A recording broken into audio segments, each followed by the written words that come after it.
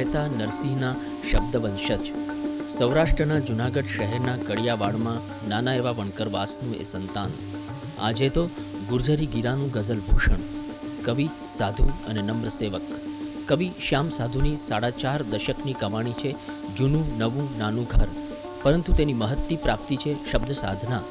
આદિકવિ નરસિંહ તેને પ્રિય છે તો તેની કવિતાનો ઝંકાર પણ શ્યામની કવિતામાં છે. ડૉક્ટર બાબા સાહેબ આંબેડકરની સ્મૃતિ સાથે સંકળાયેલા ગુજરાત રાજ્યના વિશેષ એવોર્ડથી સન્માનિત કવિને એમના નિવાસ સ્થાને મળીએ. દર્શક મિત્રો, ગુજરાતી પદ્ય સાહિત્યના આદિકવિ નરસિંહ મહેતાની જન્મભૂમિ જૂનાગઢમાં આજે હું જે જગ્યાએ ઊભો છું એ પણ આપણા ગુજરાતી સાહિત્યના એક માતબર અને મુઠ્ઠી ઉંચેરા ગઝલકાર શ્યામ સાધુનું ઘર છે. એમની ગઝલોથી તો સૌ કોઈ વાકેફ છે, પરંતુ એમના ગઝલ સર્જનની પ્રક્રિયા અને એના કૌટુંબિક જીવનમાં ખૂબ નજીકથી ડોક્યુ કરવા માટેનો આજે આ ઉપક્રમ છે. આવો મળીએ ગઝલકાર શ્રી શ્યામ સાધુને.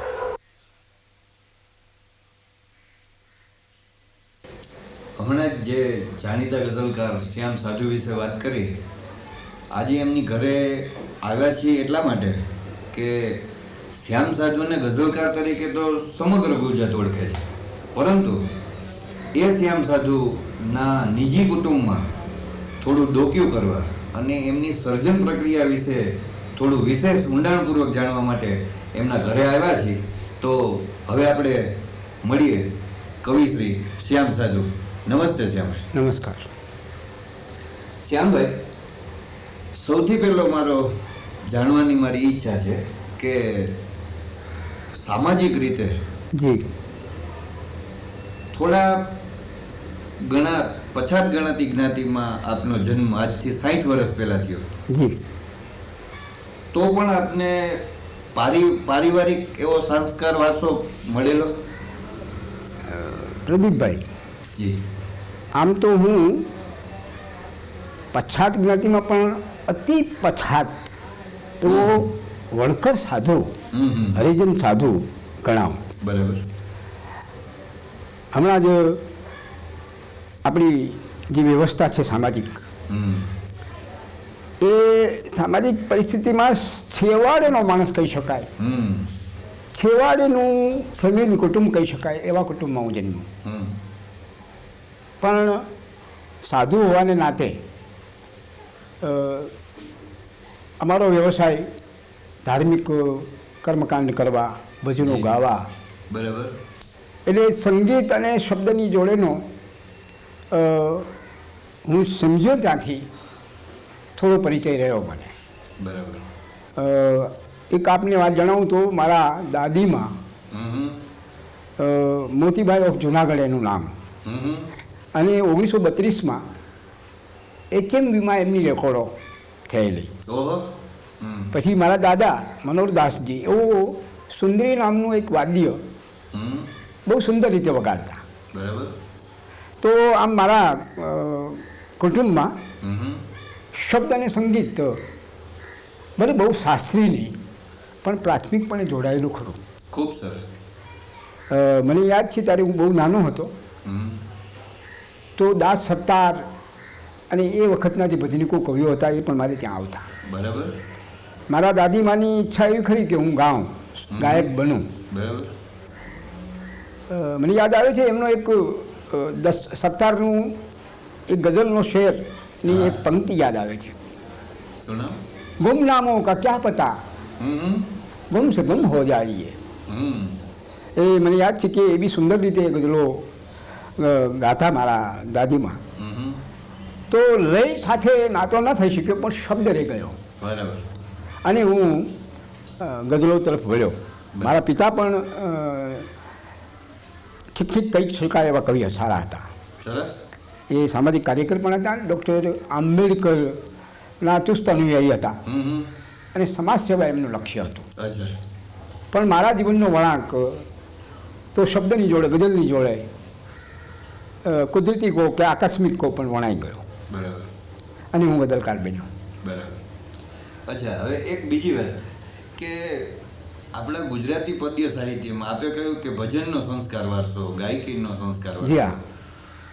તો એમાં આપને ગઝલ પ્રકાર જ કેમ પસંદ પડ્યો? કારણ કે ગઝલો પણ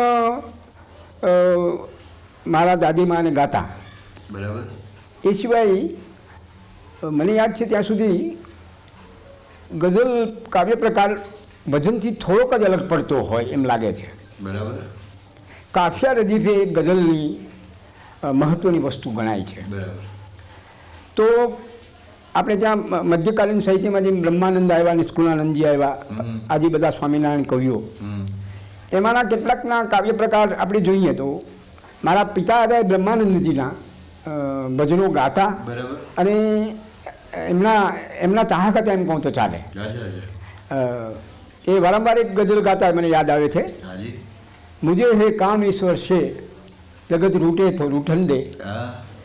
તો એનો જે આખો ઢાંચો છે એ વખતે જ્યારે મને ખબર પડી કે આ ખરેખર ભજન છે કે ગઝલ છે હું ન કલ્પી શકતો, પણ એ મને બહુ ગમતું અને સતત હું ગાયા કરતો. બરાબર. આજે પણ મને આ 60 વર્ષની ઉંમરે સમજાય છે કે ખરેખર બ્રહ્માનંદજી જે વાત કરી છે, મુજે હે કામ ઈશ્વર છે, જગત રૂઠે તો રૂઠન દે, વાત પણ સાચી છે.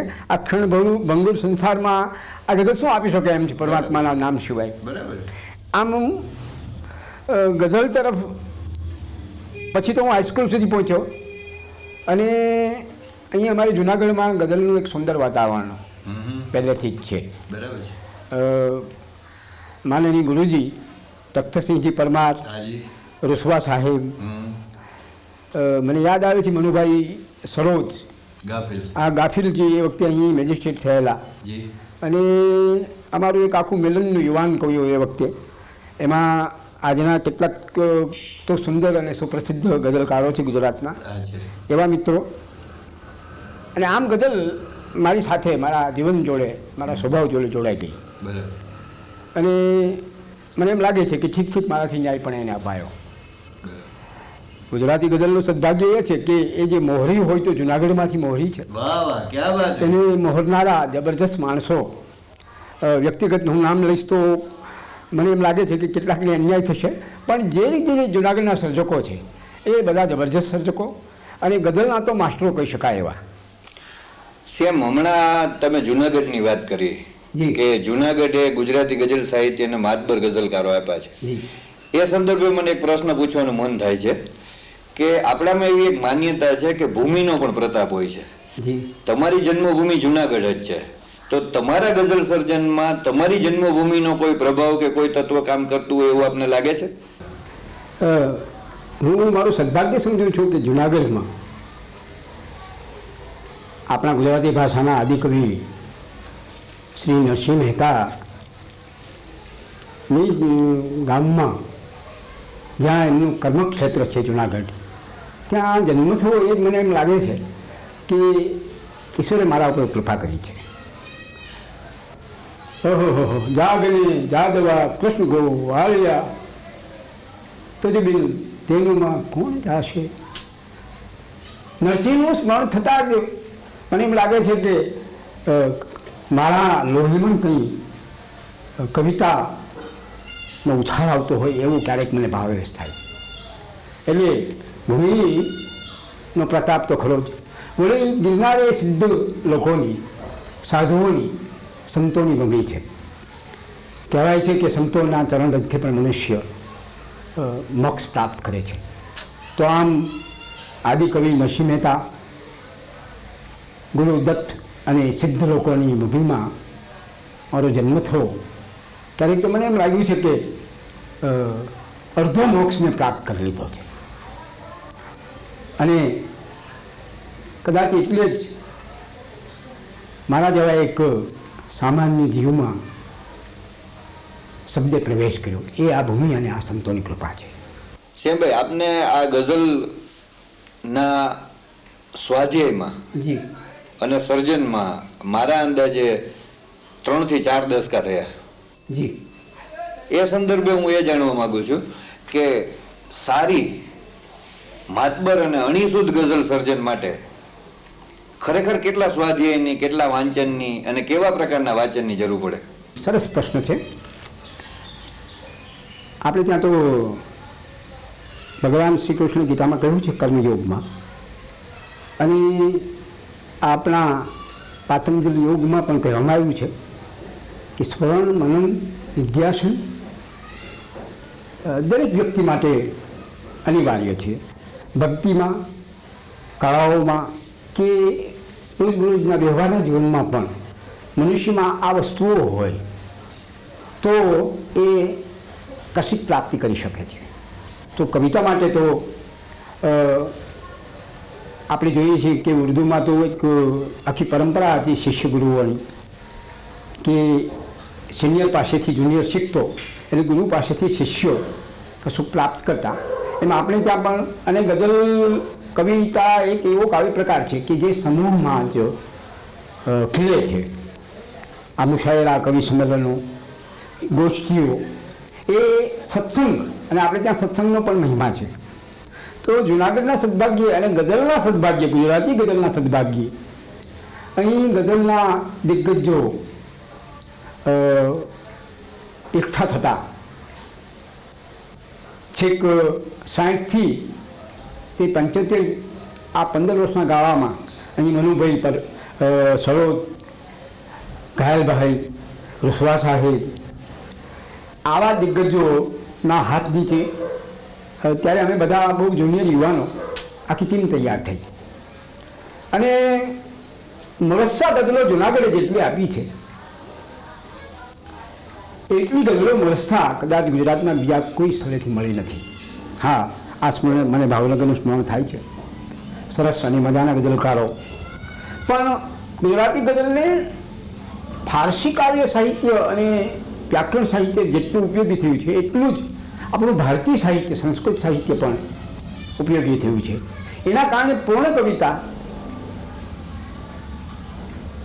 કવિતાની વ્યંજના જે ગુજરાતી ગઝલમાં છે એ ક્યારેક ક્યારેક ઉર્દુમાં નથી દેખાતી.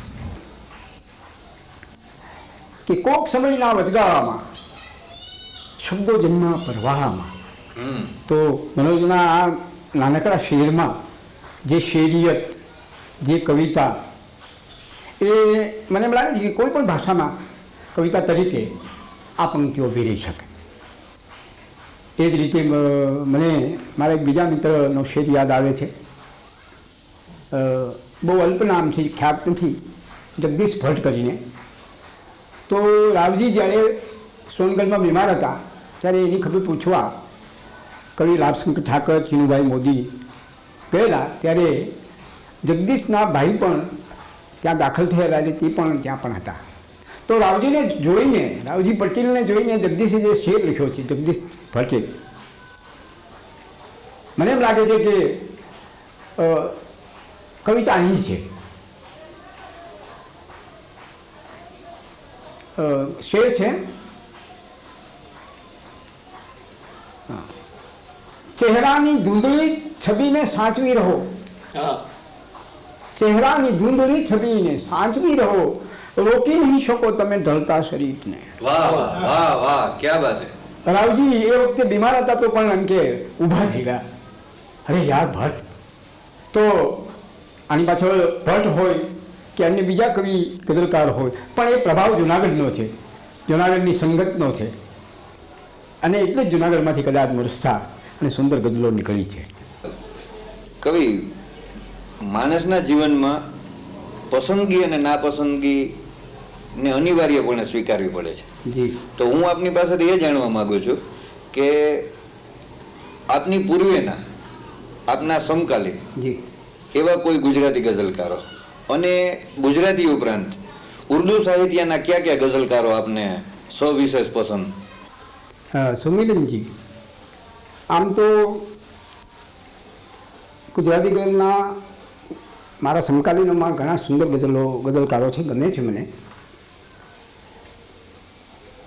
મને ગાલિબનો એક શેર યાદ આવે છે, કારણ કે આપણે ત્યાં પણ આદિકવિ વાલ્મીકીજીએ પેલા કૌંચમાં વધથી જે વિષાદનો ભાવ અનુભવ્યો, અંગત રીતે વિષાદ મને ગમે છે. ઉદાસી ગઝલ, કોઈ પણ કવિતામાં ઉદાસી હોય તો સૌંદર્ય વધારે નિખરે છે એવું હું માનું છું. તો ગાલિબનો શેર હતો, कोई वीरानी सी वीरानी है, दस्त को देख के घर યાદ આયા. વાહ. આ શેરે મને એમ લાગે છે કે આજે પણ એટલો જ મને ગમે છે. પહેલી વાર જ્યારે મેં સાંભળેલો ત્યારે પણ. પછી તો ઉર્દુ ગઝલમાં પણ આપણે જેને શૂન્ય અવર કહીએ છીએ એવી સ્થિતિ આવી. ઝફર મને એમ લાગ્યું કે એક આટલો મોટો રાજા, આટલો મોટો બાદશાહ, પણ એની આંતરિક જે વિષાદ હતો એ ઉદાસી જ હતી. કિતના હે બદનસીબ જફર, દો ગજ જમીન મિલે દફન કે લીએ. એટલે સરવાળે માણસની ભૌતિક સ્થિતિ ગમે તે હોય, પણ એની અંદરના જે આંતરિક અભાવો છે એ સુખ દુઃખના જે સંવેદનો છે એને ગઝલ જેટલું વ્યક્ત કરી શકે છે, ગઝલનું ફોર્મમાં જેટલું વ્યક્ત થઈ શકે એ બીજામાં નથી થતું. ગુજરાતી ગઝલમાં મારા સમકાલીનો પછીની પેઢી મને એમ લાગે છે કે ગઝલનું કાયાપલટ કરે એવી બહુ આશા રાખી શકાય એવું લાગતું નથી. મારા સમકાલીનો જે ગઝલકારો છે એમની જે ગઝલની તાકાત છે, ગઝલને જે ગઝલમાં વ્યક્ત થવાની જે સંવેદનાઓ છે એટલી કદાચ આ હવે પછીની પેઢી પાસે નથી. સોવાર પેલા મોરના પીછા મળી ગયા, સોવાર પેલા મોરના. શ્યામભાઈ, આપણે હમણાં વાત કરી ઇશ્કે મિજાજી અને ઇશ્કે હકીકી. જી. તો મને મારું એવું માનવું છે કે ઇશ્કે મિજાજીથી જે યાત્રા શરૂ થાય છે એમાં ઇશ્કે હકીકીનો વળાંક મોટે ભાગે જોવા મળે છે. હવે જે ઇશ્કે હકીકીનો વળાંક સર્જનમાં આવે છે એમાં આપ ઉંમરને કે કલમની પરિપક્વતાને કે માનસિક પરિપક્વતાને કારણભૂત માનો છો? સરસ પ્રશ્ન છે સુમરીનજી. કવિતાની શરૂઆત સૌંદર્યથી થાય છે. બરાબર. તો યુવાન વયે દરેક સર્જક સૌંદર્યમય અને ભાવુક હોય છે, પણ ઉંમરની સાથે સાથે જ્ઞાનની પ્રૌઢી પણ એનામાં આવતી જાય છે. બરાબર. અને સત્યમ શિવમ સુંદરમ એવું જે આપણું જ્ઞાન છે, જી, આપણું સત્ય છે, જી, અને શિવમ એટલે હકીકી. બરાબર છે. જેમ જેમ ઇન્દ્રિયોના સુખોને સર્જક સમજતો જાય, બરાબર, એમ એમ એની ક્ષણભંગુરતા, એના તરફનો અતિ આવેગ ઓછો થાય. આપણે તો કહેવામાં આવ્યું છે કે આત્માની અંદર જ અખૂટ આનંદનો જરો છે. તો જે 5 ઇન્દ્રિયો છે, બરાબર, એ જ એને નડે છે એ આનંદને પ્રાપ્ત કરતા. બરાબર. એમાંથી છૂટે એટલે કે કલાકાર જ્યારે સાધક થાય, સાધક વૃત્તિ એનામાં આવે ત્યારે એ હકીકી તરફ વળે છે. બરાબર. અને આધ્યાત્મિકતા અને સત્ય એ જ કવિતા છે જે શિવ સુધી સર્જકને લઈ જાય છે. આમ એની ઉંમર પણ જેમ જેમ વધે છે એમ એની પ્રૌઢી પણ વધે છે. શબ્દ જોડેનો, ભાષા જોડેનો, જ્ઞાન જોડેનો એનો જે નાતો છે એ પણ ગાઢ થતો જાય છે, એની સમજણ વધતી જાય છે. અને આમ એ હકીકી ગઝલો, કવિતાઓ લખતો થાય છે.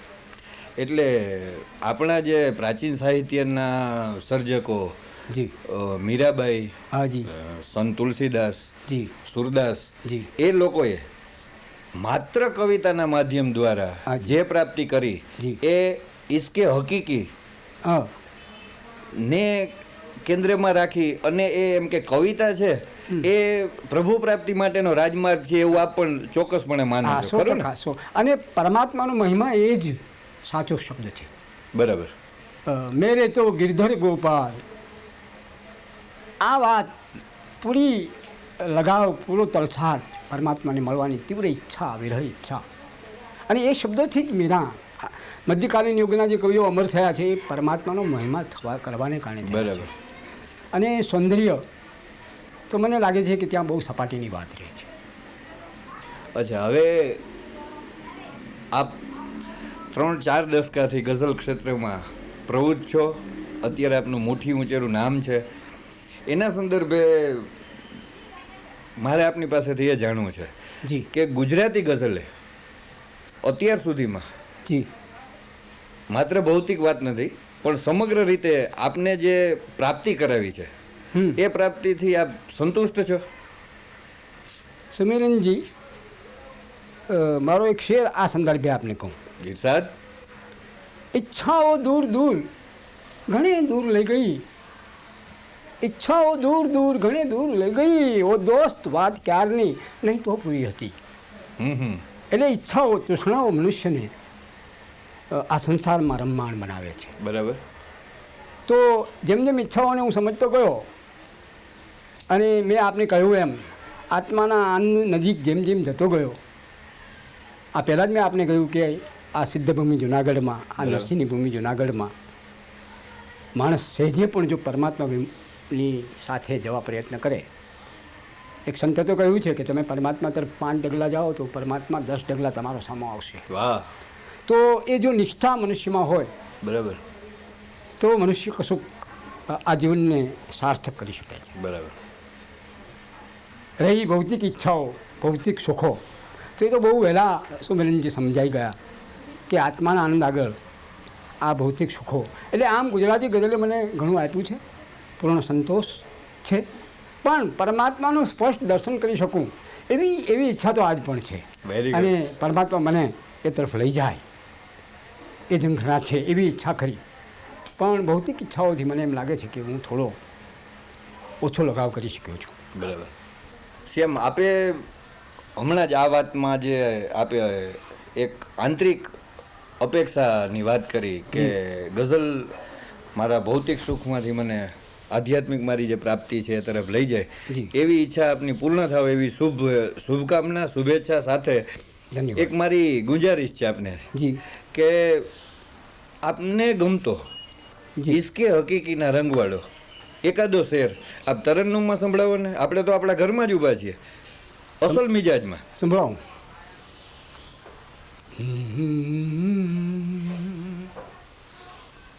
એકે રંગ આપણે પહેરી શક્યા નહીં, એકે રંગ આપણે પહેરી શક્યા નહીં,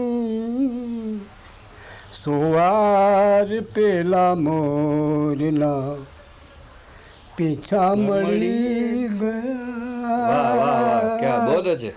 સવાર પેલા મોરના પીછા મળી ગયા, એકે રંગ આપણે પહેરી શક્યા નહીં. શ્યામભાઈ, અત્યાર સુધી આપણે ગઝલ સર્જન, ગઝલની પ્રાપ્તિ એના વિશે તો વાતો કરી. હાજી. પણ ખૂબ અંગત એક પ્રશ્ન મને પૂછવાનું મન થાય છે. હાજી.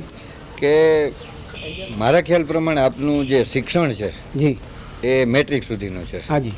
તો અત્યારેની ઉંમરે પહોંચતા સુધીમાં આપે આજીવિકા માટે શું પ્રવૃત્તિ કરી? આમ તો આપને અગાઉ જણાવ્યા મુજબ વણકર સાધુ છું. બરાબર. અને અમારી શિષ્ય પરંપરાઓ છે.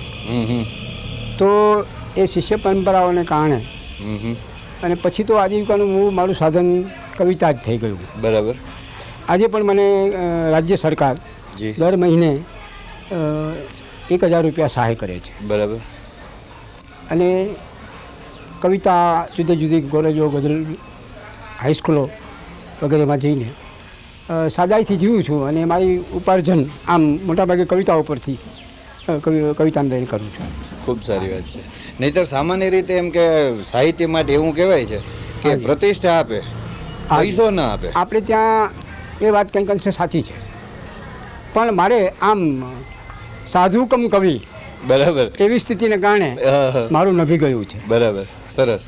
અચ્છા, એમાં આપને ક્યારે એવું લાગ્યું છે કે કૌટુંબિક જે આગામી કોઈ આયોજનો હોય હાજી. એને પહોંચી વળવા માટે પણ તમને કવિતાએ કોઈ આ જબર સુમિરનજી, હા આ જુનાગઢે પણ મારું 51,000 રૂપિયા દઈને સન્માન કરેલું. બહુ સરસ. અને સહાય મારી કવિતાને બિરદાવેલી. બરાબર. એ સિવાય હમણાં જ રાજ્ય સરકારે મને મારી સામાજિક સેવાઓને કારણે, બરાબર. કારણ કે એક સાધુ વહાને કારણે સમાજમાં દૂર દૂરના ગામડાઓમાં જઈને સમાજમાં કુરિવાજો, વ્યસનો, બાળકોને શિક્ષણ આપવું, બરાબર. આવા ઉપદેશ આપવો એ એક સાધુ તરીકેનું મારું કામ છે. બરાબર. એટલે છેવાડાના માણસો સુધી હું આમ એ પણ કાર્ય કરું છું. ગુજરાતમાં અને સૌરાષ્ટ્રમાં, ખાસ કરી સૌરાષ્ટ્રમાં ગામડે ગામડે મારે ધાર્મિક અને સામાજિક કારણોસર જવાનું થતું હોય છે. ત્યાં મેં આપને કહ્યું એમ હું સાધુની જોડે સમાજ સેવા પણ યદિ કિંચિત મારાથી થાય એ કરું છું. અને એને ઉપલક્ષમાં લઈને જ ગુજરાત ગવર્મેન્ટે, આપની ચાલુ વર્તમાન સરકારે સામાજિક ન્યાય સમાજ ખાતા તરફથી ફકીરભાઈ વાઘેલા, માનનીય ફકીરભાઈ વાઘેલા એમના મંત્રીશ્રી છે, એમને એક એવોર્ડ શરૂ કર્યો છે છેલ્લા 2-4 વર્ષોથી. અને એમાં જે છેવાડાના વર્ગના જે લોકો છે એમની શૈક્ષણિક, સામાજિક, સાંસ્કૃતિક સેવાઓ કરતા હોય અને કરી હોય એવા લોકોને આ એવોર્ડ આપવો. બરાબર. મારે જો કે હું તો સર્જક જ છું, જોડે જોડે સમાજ સેવક પણ છું. એટલે મારી સમાજ સેવાઓ, અને મારા પિતા એક બહુ મોટા આંબેડકરવાદી હતા. અચ્છા અચ્છા. એમના સમયના મુરદાસજી સાધુ કરીને સૌરાષ્ટ્રમાં આંબેડકરવાદ અંગે એમને ઘણી મોટી એમનું પ્રદાન છે. બરાબર. એટલે એમની સેવાઓને પણ લક્ષમાં લઈ, મારી સેવાઓને લક્ષમાં પણ લઈને ગુજરાત ગવર્મેન્ટે આ એવોર્ડ મને આપ્યો છે. અને એનો મને આનંદ છે કે એની રકમ બહુ મોટી છે એટલે આનંદ છે એમ નહીં, પણ સમાજ સેવા જે મેં કરી છે, મારા પિતાએ જે સમાજ સેવા કરી છે એનું જે ફળ છે, એનું જે રિવોર્ડ છે, કોઈ માણસ સારું કાર્ય કરે અને કોઈ એની પીઠ થાબડે અને જે આનંદ થાય, જે ધન્યતાની લાગણી અનુભવાય, એવી લાગણી મેં અનુભવી છે. મારી એક એવી ઈચ્છા છે કે તમને ગમતી તમારી કોઈ ગઝલનું તમે પઠન કરો. સુમેરનજી, ચોક્કસ સંભળાવું. આપણે જેમ વાત થઈ એમ કે હકીકી મારી ઉંમર 60 વર્ષ થઈ છે, એટલે આધ્યાત્મિકતા તરફ મારો ભાવ હોય એવી એક તાજી નવનીત સમર્પણમાં છપાયેલી ગઝલ આપને હું સંભળાવીશ. બહુ સરસ. ગઝલનું શીર્ષક છે મધરાતના. અડધી રાતે શું થયું, બરાબર, એનું અહીં 5 શેરમાં વર્ણન કરવામાં આવ્યું છે. તો મતલા છે, ઇરશાદ. વાંસળી વાગી હશે મધરાતના, વાંસળી વાગી હશે મધરાતના, રાધિકા જાગી હશે મધરાતના. વાહ. વાંસળી વાગી હશે મધરાતના, રાધિકા જાગી હશે મધરાતના. પછીનો શેર છે સુમરીનજી, ઇરશાદ. કે કઈ અલૌકિક પળની વચ્ચે ગૌતમે, કઈ અલૌકિક પળની વચ્ચે ગૌતમે સંગીની ત્યાગી હશે મધરાતના. વાહ વાહ વાહ વાહ, બહુ જ છે. કઈ અલૌકિક પળની વચ્ચે ગૌતમે સંગીની ત્યાગી હશે મધરાતના. અને પછીનો અદ્વૈતવાદનો શેર છે, ઇરશાદ. કે શ્વાસના સૂરજને જે પામી ગયા, શ્વાસના સૂરજને જે પામી ગયા એ જ અનુરાગી હશે મધરાતના. વાહ વાહ વાહ. શ્વાસના સૂરજને જે પામી ગયા એ જ અનુરાગી હશે મધરાતના. અને પછીનો પણ શેર છે સુમરીનજી, એ પણ મને ગમે છે, કે કૃષ્ણની કિંકર થવા રાણી મીરા. વાહ વાહ વાહ વાહ. શુદ્ધ સંસ્કૃત શબ્દ છે કિંકર. કિંકર, કિંકર એટલે દાસ, સેવક. બરાબર. કૃષ્ણની કિંકર થવા રાણી મીરા, શી ખબર ભાગી હશે મધરાતના. વાહ વાહ વાહ, બહુ જ છે. કૃષ્ણની કિંકર થવા, દુબારા. કૃષ્ણની કિંકર થવા રાણી મીરા, શી ખબર ભાગી હશે મધરાતના. અને છેલ્લો મક્તાનો શેર છે, ઇરશાદ. કે જળ પવન જમ્પ્યા પછી સાધુજને. વાહ વાહ. જળ પવન જમ્પ્યા પછી સાધુજને મુક્તિ પણ માગી હશે મધરાતના. વાહ વાહ વાહ. જળ પવન જમ્પ્યા પછી સાધુજને મુક્તિ પણ માગી હશે મધરાતના, વાંસળી વાગી હશે મધરાતના. ગઝલ પાસે તમારા જીવનનો જે હવેનો તબક્કો છે જી એ સુખમય, નિરામય અને સ્વાસ્થ્યપૂર્ણ રીતે પસાર થાય એવી શુભકામના સાથે આપનો ખૂબ ખૂબ આભાર. આપે જે સાથ સહકાર આપ્યો એ બદલ હું વ્યક્તિગત રીતે આપનો ઋણી રહું છું. આપનો પણ આભાર, ધન્યવાદ. એકે રંગ આપણે પહેરી શક્યા નહીં, 100 વાર પેલા મોરના પીછા મળી ગયા, 100 વાર પેલા મોરના